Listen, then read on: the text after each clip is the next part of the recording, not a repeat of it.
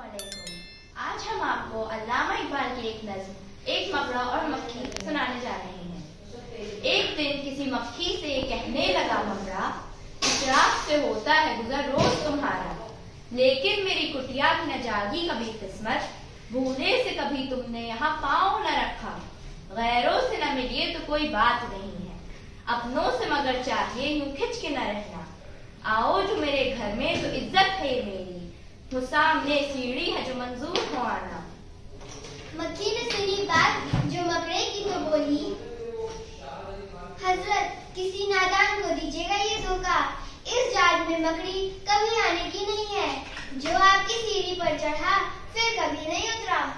मकड़े ने कहा, वाह फरेबी मुझे समझे, तुमसा कोई नादान जमाने में न होगा, तुमसा कोई नादान जमाने में न होगा।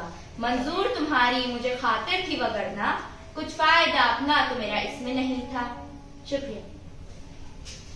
खुदी को कर बुलंद इतना कि हर तकदीर से पहले, खुदी को कर बुलंद इतना कि हर तकदीर से पहले खुदा बंदे से खुद पूछे, बता तेरी रजा क्या है।